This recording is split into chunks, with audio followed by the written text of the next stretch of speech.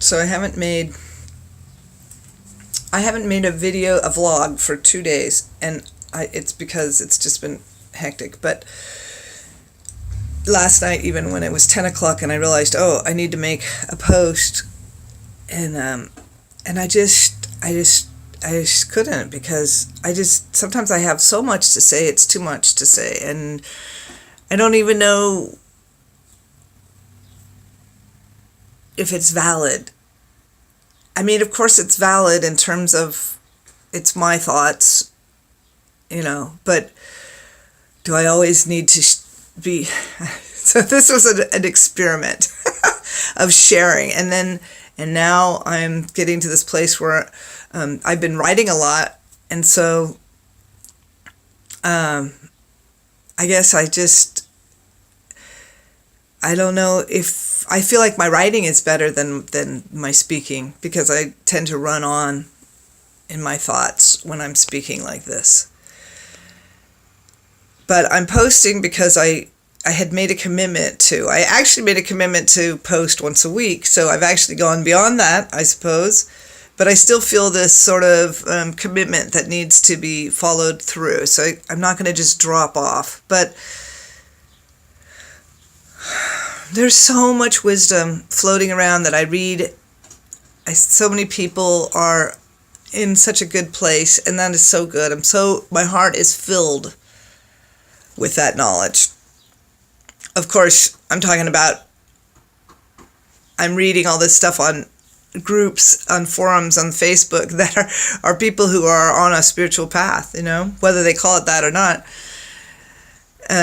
So, when I look at the news and I talk to some other people, I realize that, sometimes I shouldn't. Everybody is just right where they need to be, and everything's perfect. So even if there's horrors in your life, and I know that sounds horrible, how could it possibly be okay? I mean, my daughter showed me this video it was a short film she saw at a fair when she was with my mother, and she showed me the video the other day. She found it, and it was called Listen, and it was about a woman, a Muslim woman, and she came to a police department in Denmark, and I guess that's where she was living with her husband and her family, her son.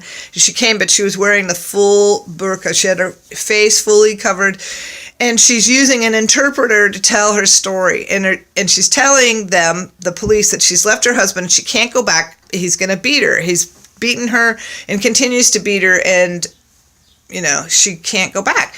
And the interpreter, who is also a Muslim woman, but she's wearing just the head covering, but she's not covering her whole face. Now, this interpreter is not telling the police exactly what this woman's saying. She's actually telling the police something completely different. And then meanwhile, she's telling the woman to go talk to the imam, that she can't leave her husband, that she needs to go talk to the imam. So clearly there is this woman who is completely covered has no recourse, because even the person where she goes to get help, there's nobody to help her because they don't speak her language. And it's heart-wrenching to watch. I was like, why is she showing me this? And here's my teenage daughter who wants to share this with me, and I'm really glad she wanted to share, and so I'm going to watch it with her. But I found it extremely heart-wrenching, and I had to fully put myself in a white light and recognize that this is a